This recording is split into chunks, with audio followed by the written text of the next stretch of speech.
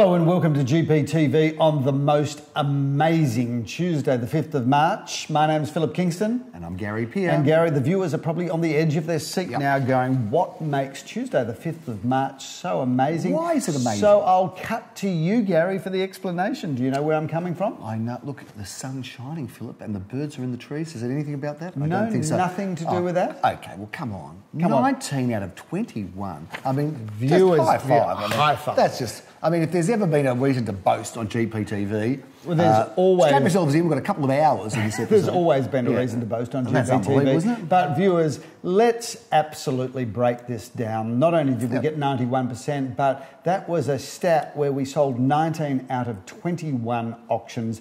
And keep in mind, we've said it many, many times on GPTV, there are many agents that make an idle boast where they sold 100%, but they only sold 2 auctions or 1 auction. 21 is a 21, Gary, auctions, and 19 out of 21 towers. Yes. Towers time. What's the average, please? State average? The average was 54%. So put those towers up. Of course, we smashed the industry. And let's put some sparkles on our magnificent stats, Phil. And throw some confetti over the top. Throw some confetti, some dancing girls, dancing men, perhaps, just to keep in line with the Me Too concepts. Philip, I've got to say, not only did we sell 19 out of 21, congratulations to all of, because that's 38 people that, you know, either sold or bought. Yeah, so well done to all those families and people. We impacted on 38 lives. Families' lives. We did. So congratulations to all those people that managed to go and managed to arrive at our homes. But I've got to say, Phil, there were some very competitive auctions and there were some very strong results as well out there. So that is, look, we called this last week on GPTV Felt okay, where we said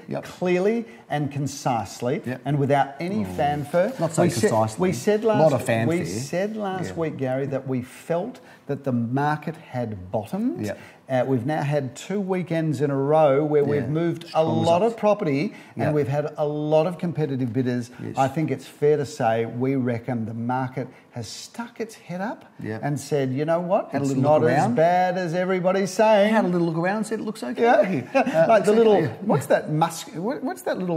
It's like a little beaver. Oh, you know, that's right. Little musk. Is it a muskrat? It's like what's that little Russian thing? You know that.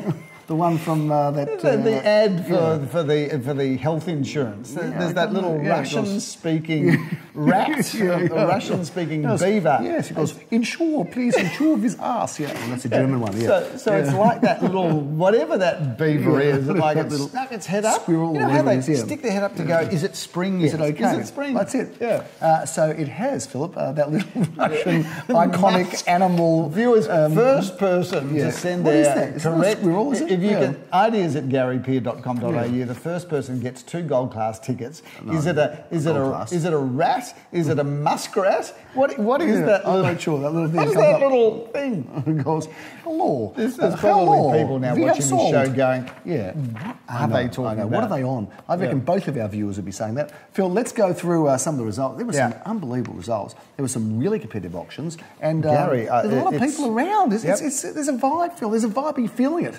You must have felt it. Well, I'll tell you what I was feeling, Gary, over the weekend. I was feeling 37, 38 degrees. Hey, on Saturday, Phil, on Saturday, I did 4 auctions on Saturday and at 40 degrees. And I got to tell you... sweat like the proverbial pig too, don't you? You must have... I don't know about the proverbial pig. After auction 2, you must have had people just bidding so that they could get the hell out of that auction. Exactly right. I just want to sign the contract and get out of here. They just wanted to buy and get out, and there was a few people there that thought I should have a hazardous chemical outfit, not my suit the other day. It did get a bit moist, Bill. I've got to say that. It was a bit hot and sweaty. But you know what? As the viewers always say, you truly are repulsive. No, they don't say that at all. I think I'm the class act, Phil. But on Sunday it was also hot. But for some reason on Sunday I stayed cool in the heat. But Saturday it was definitely ugly. It was very, very, very hot. But that said, Phil, what a great weekend. So let's go through some of the results. I'll tell you a quick funny story. I drive... There's no such thing as a quick I drive a black Range Rover with black leather interior. And hasn't that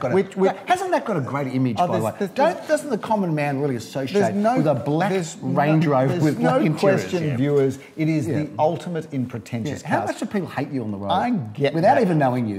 Then they know him and hate him even more. I get that, viewers. Anyway, dumb thing to drive a black car. No offence if you drive a black car. Dumb to have black interior in Australia. So pull up at an auction in Halstead Street. Yep. And I figure, you know what? I'm auctioning just over there. I can see my car. Yep. So I'm going to leave the car on with the air conditioning I did that. Up full blast. Yeah. So that Sucks at least, a lot of petrol. So at least that I can get into the car at the end of the auction. That's a greenie's nightmare, and by the cool way. down. Well, let me tell you, did I run into a greenie? Right? Oh, did wow. I cop it from somebody that gave me a what for? Quite rightly, by the way. Like Good on you. I relate. Give him to, heaps. I relate to this. Everybody, give him heaps all the time. I relate to this macrame wall hanging, weaving, no shoe, wind chimes, greasy haired, pierced, mung bean eating, mung bean eating. Yeah, we love it. Person.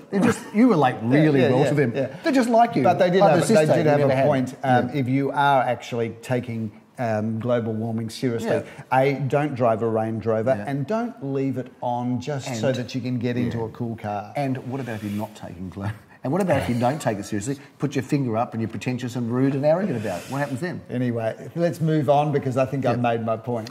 I think you've made your point. I think she made her point. What did you say? Did you use some choice words? No, she gave me, and she wasn't any of those things, by the way. I mean, there's no chance she's watching described. this. That's well, it is a chance. No, there's no chance. She just anybody said, normal doesn't. She just said to me, you know what, Philip, if you're going to drive that car, leaving it on to cool you down is the height of irresponsibility. Yes.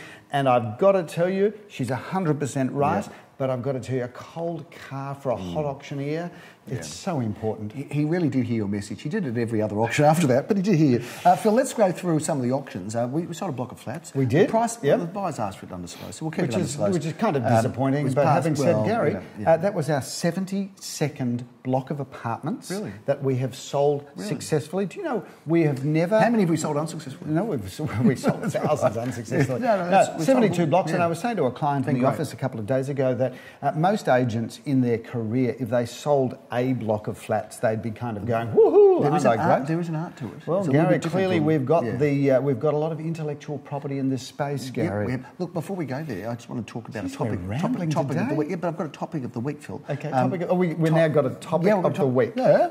We always have a topic. Okay, can we bring up a topic of the week banner? Quick, topic of the week. Yep, great. Some bells, whistles, anything? Okay, we'll see what Visual Domain come up with. Hopefully they've come up with something great for topic of the week. They put it on top of a mountain and it's topic of the week. And topic of the week, Phil, tie or no ties? I've got to talk to you about this because on Saturday night I went to a 50th party. A 50th, Gary? Yeah, I went to a 50th, yeah. Really? You're hanging out with some young people, aren't you? Exactly right, yeah. One of my son's friends, no, not true. A 50th party, Philip, and I was sitting down having a chat to one of our clients and friends. And he sitting said, down having a chat at a party? Yeah. This is revolutionary so far. It was a wild party. I know how to have a good time. Don't worry about that. Yeah. And he said, do you still wear a tie like all the time? And I said, well, look, if it was up to me, I probably really wouldn't, but I have to respect my partner, and he sort of takes care of the image of the business, and he's very much about. We've just managed to convince him after all these years not to have to wear a tie in the office all the time, but certainly outside, it's not negotiable. He said, well, what would happen if you did an auction without a tie? What would happen if you did an inspection without a tie? I'd like to get some viewer feedback. Okay, I don't want to hear your opinion right yet. I want to get some viewer feedback. Please email and say tie or no tie. Just email, and we'll give you a trip to Paris or a car or something. Probably just movie tickets, but just let us know what you think. Tie or no tie. Now over to you. Now, but before you do, I want you to consider this proposition because viewers, it's quite clear that I can not wear a tie and still look incredible. If we drop these standards, Gary, I've got to tell you the trouble is, well, first of all, I believe we don't wear a tie all the time anymore. No, but we do. But I do wear a tie where I'm going to an appointment or a meeting where I think the ultimate respect must be shown. And I think auction day, which is game day, which is the day that we are representing a vendor's greatest asset. I don't think it's too much to us to go to every possible highest standard. So you want to drop your standards because of one guy you met at a 50th party who probably doesn't even own a property, has never bought a property, and knowing if he spent time talking to you, he'd probably be the biggest degenerate at the 50th party. Well, he'd had a few drinks, I've got to say. I don't know what else he'd done, but he had a few drinks. But he says, in his view, look, I think people have more respect for you without a tie. He said, I think people will feel more relaxed. I don't think they'll feel you're more professional. I think it's there's all that sort of, that whole image that, Range Road driving, tie wearing, rhymes with banker image, right? They think maybe You know, just Do you know what, relax Gary? a little bit, take it easy. If I could absolutely know, Yeah, but let's get 100% some in my feedback. mind. No, here, I'm going to nail this. If I could know 100% that you were going to dress well, elegantly, and you were going to be crisp and looking great, I would say no problems. Well, mate, I can pull it off, Gary, but there's not a chance I you can do none of those things with a tie as well. You seem to forget that. I can do none of those things with a tie, so it doesn't really matter. Can we talk about something to do with the property market? Fair enough, Philip. Let's do that then. Okay, Marriott Street was sold, Philip. You know, the estimate was 2.3 to 2.5. Let's suffice to say it was somewhere in that estimated range. Can't give the price range other than the fact that I'd focus on the top end of the range, viewers, not the bottom end. Let's do that. Hey, Martha's Lane, Phil. South Yarra. We love South Yarra. Gary, all over the place. This property, I arrived there knowing it's going to be great. Yeah. It was, I got to tell you, I still love being surprised. And that was a surprise property because it was incredible. Well done to Nikki Janover. We passed it in at 970, negotiated the buyer up to $1,010,000. Both vendor and buyer are extraordinarily happy. Don't you love South Yarra too? We do a fair bit in South Yarra, but I'd like to do more there because it's a happening suburb and there's lots of spunks in South Yarra, isn't there? Can I say that? There is lots of good-looking people, so, viewers, which is one of the reasons we're kept out of there. When was the last time you heard anybody use spunk in a sentence? Well, it's not inappropriate to say that it's nice to be someone. Now we're going to have a guy that's going to be auctioning without a tie going, come on, you spunky bitters. Come on, you spunky chicks. Have a go. You know, spunky blokes. Seriously? Yeah. Move on. How much longer have I got you in this industry? Just move on. Okay, let's keep going, Phil. To bring some younger, fresher people through We've got lots of young spunks, Phil, all over the place working in our office. Nothing wrong with that. Yeah, good luck to you walking around the office going, hey, Spunky, come over here so I can... I don't think there's anything wrong with admiring and commenting on people that look good. There's nothing wrong with that. There's nothing inappropriate or wrong with that, Philip. It's okay. Yeah? Really? What? Well, you can't say to someone, you look good. Is that all right? You tell me I look good. So, Gary, I'm a bit of a spunk. I can tell you look good. I think you're a bit of a I've spunk. got to tell you, if you walk around, if I catch you walking around the office saying to any of our staff, hey, you look really good today, we are going to have an HR disaster. Right? So the last 35 years I've been doing that. Could that be all I can say is we've got through to this point, but no more. But there'd be times where you would say to someone, you look great today. You can't do that anymore. Is that gone? Is that how far we've come that we can't say somebody looks good? Let's get back to the... Can we get back to the matters at hand? I don't think that's old-fashioned. That's just tragic. 48239 Neerim Road, Carnegie, Philip. Let's have a chat about that, Philip, because we've had a great result there. Sold for $760,000. Jeremy Roses was the auctioneer. And Sycamore Grove, sold by Leo Samuel. $1,508,000, Philip. There's one property I do want to talk about, Gary, which is the property that you auctioned in Trevelyan Street, because I'm told... No, we can't go going in order. No, we are, because we haven't got any properties to review. We're going to do it this way. Okay. I'm going to keep you on track, Philip. 1155 Hotham Street was competitive. An apartment, Philip. Nikki Janover We're going to call this the tedious episode. Nikki Janover handled it. Jeremy Roses did a great job, sold for $620.5 over the reserve price. Philip, 13 Halstead Street. Tell us about that, other than you leaving. We're very inappropriate, aren't we, with your cars running and saying people look good. I don't know. Tell us about that one. So, wonderful parcel of land with the most charming Edwardian home on it. Competitive auction there, Gary. Sold to an investor because of the GRZ1 zoning there. Explain that, Philip. What does that mean to the common person, Philip? Well, first of all, Gary, we don't deal with any common people. All of the people that we deal with Layman? are just the most interesting people. Layperson? But to somebody that doesn't understand zoning, if they drove down Halstead Street, all they would see is a range of beautiful homes. But the City of Glenara did include that in their GRZ1 zoning, which means that it is able to take greater density in that street than most suburban streets of the City of Glenara. If you want to know more about zoning, I am the expert in zoning at Gary Peer & Associates. Hey, you made a comment too about the buyer who bought that property, and you talked about land tax, so they must have a big land tax bill. How sick is land tax as a impost on people? Well, Gary, I think we both know that we've been inundated with phone calls from people that have worked very hard across their journey to accumulate some assets, which is essentially what all the governments of persuasion have said. You've got to invest, you've got to work hard, you've got to save money, you've got to unburden yourself from the tax from the tax system. And later in life, you'll be able to live well. Correct. Well, the Victorian government has slammed everybody, I reckon. And this is not just the Dan Andrews government, but I think the Liberal government or the Liberal Party are just as guilty.